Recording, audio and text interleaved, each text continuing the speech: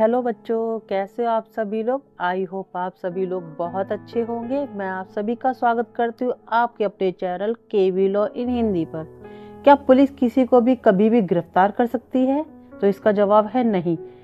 कई मामलों में इसके लिए कोर्ट का वारंट जरूरी होता है। तो आज हम समझेंगे बीएनएसएस की 2023 के तहत वारंट क्या होता है और इससे जुड़े हुए अधिकार क्या क्या होते हैं। तो चलिए स्टार्ट करते हैं हम आज का वीडियो।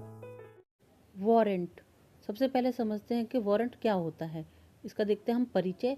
वारंट एक लिखित दस्तावेज होता है जो न्यायाधीश या मजिस्ट्रेट द्वारा राज्य की ओर से जारी किया जाता है और जिसे किसी भी व्यक्ति की गिरफ्तारी और हिरासत या किसी भी व्यक्ति की संपत्ति की तलाशी जब्ती का अधिकार प्राप्त करता है। यानी तलाशी और जब्त करने का अधिकार पुलिस को दे देता है। ठीक है। यानी एक वारंट एक पेपर होता है जो न्यायालय या मजिस्ट्रेट द्वारा जारी किया जाता है, जिसपे उस व्यक्ति जिसकी तलाशी होनी है, जिसकी गिरफ्तारी होनी है, उसका नाम, पता, उसका अपराध जो भी है वो सब मेंशन होता है। ठीक है। तो ये वारंट होता है। यदि व्यक्ति चाहे तो वो पुलिस से बोल सकता है कि आप मुझे गिरफ्तार करने आए हैं, मेरे लिए वारंट लाए हैं, तो पहले आप अपना वारंट दिखाइए कि मैंने आखिर ऐसा कौन सा अपराध किया है जिसके लिए आपने मुझे वारंट इशू किया है। ठीक है। अब देखते हैं हम वारंट के उद्देश्य क्या होते हैं, यानी ऑब्जेक्ट ऑफ वारंट। आरोपी को अदालत में पेश करने के लिए आवश्यक होता है वारंट। जैसे पहला है साक्ष्य और संपत्ति की सुरक्षा करना। बीएनएसएस की धारा 96 के तहत जांच, पूछताछ या मुकदमे के लिए महत्वपूर्ण दस्तावेजों, इलेक्ट्रॉनिक रिकॉर्ड और सामग्रियों का पता लगाने के लिए तलाशी वारंट जारी किए जाते हैं। ठीक है। ये जो वारंट होता है तलाशी वारंट, इसके थ्रू किसी भी व्यक्ति के जो भी अपराधी है उसके घर की, उसकी दुकान की, जहाँ भी उन्हें आशंका होती है जिसके लिए उन्होंने वारंट इशू करवाया होता है मजिस्ट्रेट और न्यायालय से, वहाँ पर वे तलाशी ले सकते हैं। सेकंड है कानूनी गिरफ्तारी को सुगम यानी आसान बनाना। वारंट का उपयोग आरोपी व्यक्ति को अदालत में उपस्थित होने के लिए बाध्य करने और उसे भागने से रोकने के लिए किया जाता है। यानी जो वारंट इशू किया जाता है वो इसीलिए किया जाता है कि व्यक्ति वहाँ अपनी जगह से भाग ना जाए अपराध करके, उसे जल्द से जल्द गिरफ्तार किया जा सके। और अगर उसने कोई चीज़ ऐसी जो गैर कानूनी है, अब ठीक है, अनैतिक है, उसे छुपा के रखा हुआ है, तो उसके जल्द से जल्द सर्च करके उसकी जांच की जा सके। ठीक है। अब देखते हैं भविष्य के अपराधों और साक्ष्यों से छेड़छाड़ को रोकना। तो वारंट ये सुनिश्चित करते हैं कि संज्ञेय अपराधों के संदिग्ध व्यक्ति साक्ष्यों को गायब ना कर सके, उनसे छेड़छाड़ ना कर सके और गवाहों को डराए और धमका ना सके। ठीक है। तो वारंट जो होता है वो इसीलिए भी इशू किया जाता है ताकि वो जो भी गंभीर अपराध हुए हैं उनके जो साक्षी हैं उनके साथ छेड़छाड़ ना हो सके, जो उनके गवाह हैं उनको डराया धमकाया ना जा सके। ठीक है। या व्यक्ति खुद भाग ना जाए, इसीलिए। फोर्थ है आधुनिकीकरण और दक्षता। बीएनएसएस का लक्ष्य तकनीकी आधारित प्रक्रियाओं के माध्यम से जांच में तेजी लाना और वारंट इस तेज पारदर्शी प्रक्रिया का हिस्सा होता है जिससे डिजिटल रिकॉर्ड की खोज भी शामिल होती है। तो वारंट आज के ज़माने में डिजिटल हो चुका है क्योंकि सब कुछ डिजिटल हो चुका है। पहले क्या होता था, तो लिखित रूप में मजिस्ट्रेट और न्यायालय द्वारा इशू किया जाता था, उसके थ्रू ही गिरफ्तारी, जो तलाशी वारंट होता था वो इशू किए जाते थे। बट अभी डिजिटल रूप में भी होते हैं, व्यक्ति को मेल और व्हाट्सएप के थ्रू भी वारंट भेजा जा सकता है। फिफ्थ है अधिकारों का संरक्षण। वारंट उन कार्यों के लिए एक कानूनी अधिकृत आधार प्रदान करते हैं जो अन्यथा गोपनीयता का उल्लंघन कर सकते हैं और जांच के दौरान एक सुरक्षा कवच के रूप में कार्य कर सकते हैं। ठीक है।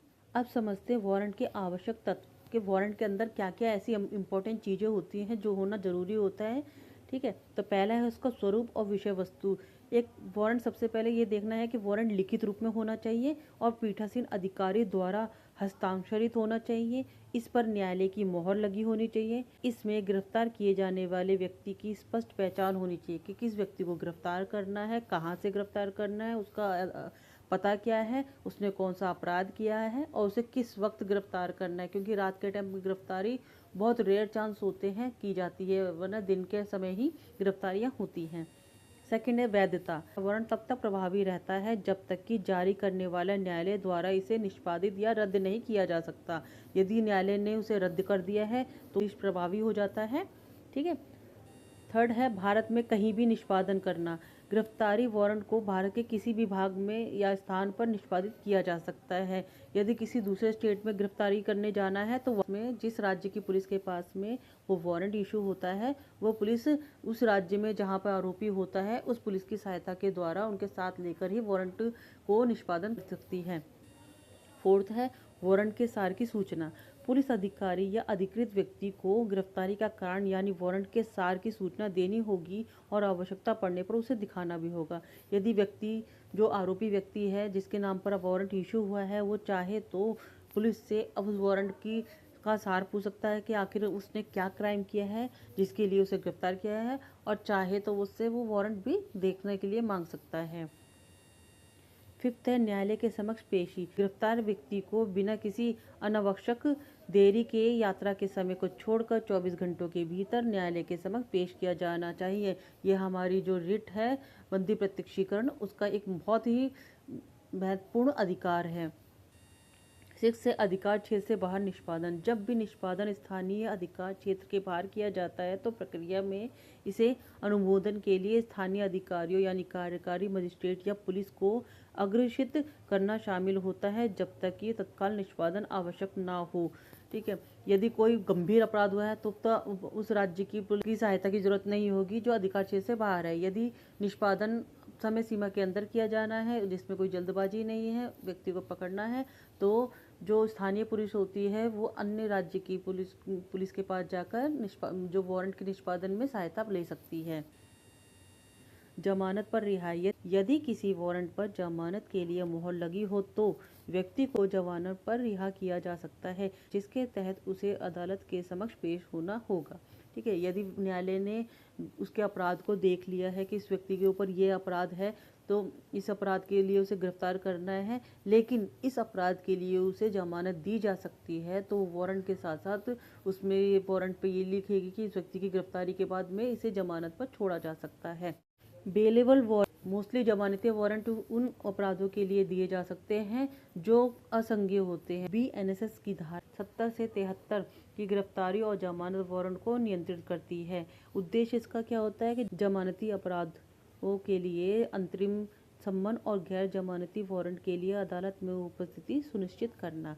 यह न्यायालय को जमानती वारंट जारी करने का अधिकार देता है जब किसी व्यक्ति ने असंज्ञेय अपराध किए होते हैं जो कम गंभीर होते हैं जिनके लिए जमानत मिल सकती है, उनके लिए जमानत की व्यवस्था न्यायालय द्वारा पहले ही कर दी जाती है जब भी उनके लिए वारंट इशू किया जाता है।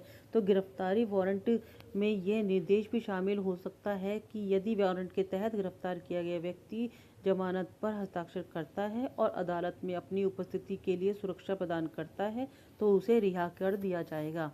अब देखते हैं वारंट का निष्पादन कैसे किया जा सकता है। भारतीय नागरिक सुरक्षा संहिता BNSS के तहत वारंटों के निष्पादन में अधिकारियों द्वारा व्यक्ति को वारंट की सामग्री के बारे में सूचित करना होगा। ठीक है, उन्हें तुरंत अदालत के समक्ष पेश करना होगा यात्रा को छोड़कर 24 घंटे के भीतर, और भारत के कहीं भी निष्पादन की अनुमति देता है जिसमें अंतर क्षेत्राधिकार मामलों के लिए विशिष्ट प्रक्रियाएं धारा 76 से लेकर 82 हैं। जमानत की जानकारी अग्रेषित करना, निष्पक्षता सुनिश्चित करना और स्थानीय मजिस्ट्रेटों को कार्यवाही करने में सक्षम बनाना, व्यक्तिगत स्वतंत्रता की रक्षा करना शामिल होता है। तो जमानत की जो जानकारी होती है वो इसलिए दी जाती है क्योंकि व्यक्ति का जो व्यक्तिगत अधिकार होता है, सूचना का अधिकार, वो उसके लिए इम्पोर्टेंट होता है। जब भी किसी व्यक्ति को गिरफ्तार किया जाएगा तो वो अपने गिरफ्तारी के वारंट को पढ़ना चाहेगा, तो उसे वो अधिकार है कि वो गिरफ्तारी के वारंट को अपना पढ़ सके। ठीक है, और अगर उसने कोई भी असंज्ञेय अपराध किया है तो उसके लिए न्यायालय उसे जमानत का अधिकार भी देती है। वारंट निष्पादन के लिए मुख्य प्रक्रियाएं कौन कौन सी होती है। पहला है वारंट का स्वरूप यानी फॉर्म ऑफ वारंट। वारंट लिखित होना चाहिए, उस पर न्यायालय की मोहर लगी होनी चाहिए, न्यायाधीश और मजिस्ट्रेट के हस्ताक्षर होने चाहिए।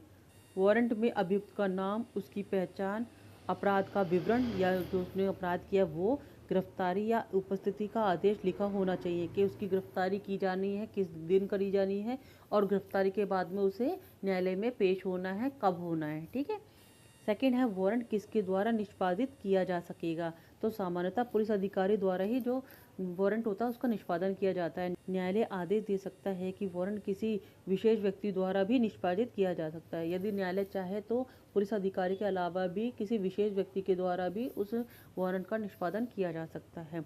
आवश्यकता पड़ने पर पुलिस को जनता से सहायता लेने का भी अधिकार होता है। ठीक है, यदि पुलिस चाहे तो वो आम लोगों से भी इस वारंट की निष्पादन में सहायता प्राप्त कर सकते हैं। अब देखते हैं थर्ड, वारंट दिखाना अनिवार्य होता है। तो गिरफ्तारी के समय अभियुक्त को यानी जो आरोपी होता है उसे वारंट दिखाया जाएगा, या और यदि वह मांगे तो उसकी प्रतिलिपि यानी जो उसकी कॉपी होती है वो भी दी जाएगी। ये अभियुक्त का कानूनी अधिकार होता है। ठीक है। फोर्थ है, अभियुक्त की गिरफ्तारी की प्रक्रिया क्या क्या होती है। तो जो अभियुक्त होता है, आरोपी होता है, जिसके ऊपर अपराध का भार होता है, उसकी गिरफ्तारी करते समय दिन का समय होता है। ठीक है। मोस्टली जो होती है गिरफ्तारी वारंट के थ्रू वो दिन के समय होती है, अगर उसने कोई हीनियस क्राइम नहीं किया है। ठीक है। रात में गिरफ्तारी तभी होगी जब वारंट में विशेष अनुमति हो और अत्यावश्यक परिस्थिति हो। यदि वारंट में दिया गया है कि इस व्यक्ति को आप रात में भी गिरफ्तार कर सकते हैं क्योंकि उसने क्राइम कुछ ऐसा किया है, जैसे भयंकर क्राइम होते हैं, बहुत गंभीर क्राइम होते हैं, बलात्कार हो गया, हत्या हो गई, डकैती हो गई है, या फिर देश की जो सुरक्षा से संबंधित कोई मामला है, देशद्रोह का मामला है। ठीक है। तो ऐसे जो क्राइम होती है जिसमें भयंकर घटने का की संभावना होती है, उसमें व्यक्ति को रात में भी गिरफ्तार किया जा सकता है। पुलिस अभियुक्त को सूचित करने के बाद घर में प्रवेश कर गिरफ्तारी कर सकती है। जब पुलिस गिरफ्तारी के लिए जाती है तो यदि व्यक्ति घर में मौजूद है, ठीक है, वो अपना गेट नहीं खोल रहा है, वो मना कर रहा है कि मैं नहीं गेट खोलूँगा, तब उस स्थिति में पुलिस एक बार व्यक्ति को उसके गिरफ्तारी का कारण बताकर उसको इन्फॉर्म करके वो घर में जबरदस्ती भी प्रवेश कर सकती है गिरफ्तारी के लिए। महिलाओं की गरिमा का विशेष ध्यान रखा जाएगा, ये इसमें मेंशन होता है। महिला की गिरफ्तारी है तो वो दिन में 6 बजे से पहले होगी और किसी महिला पुलिस अधिकारी के द्वारा ही गिरफ्तारी की जाएगी। गिरफ्तार व्यक्ति को बिना आवश्यक देरी के न्यायालय के समक्ष पेश किया जाएगा। जब भी किसी व्यक्ति को वारंट इशू किया जाता है तो उस व्यक्ति को गिरफ्तार करने के बाद में 24 घंटे के अंतराल में मजिस्ट्रेट के सामने या न्यायालय में पेश करना आवश्यक होता है। यदि वारंट में जमानत योग्य प्रावधान हो तो अभियुक्त को जमानत का अवसर भी दिया जाएगा। वारंट का निष्पादन का क्षेत्र, वारंट पूरे भारत में कहीं भी निष्पादित किया जा सकता है या दूसरे जिले राज्य में स्थानीय पुलिस की सहायता भी ली जा सकती है निष्पादन के लिए।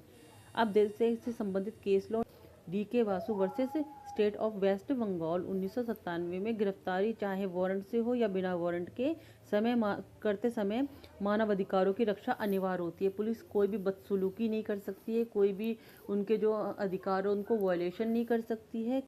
रघुवीर Singh versus state of Bihar 1986 में वारंट का निष्पादन करते समय अनावश्यक बल का प्रयोग नहीं किया जा सकता है। ठीक है।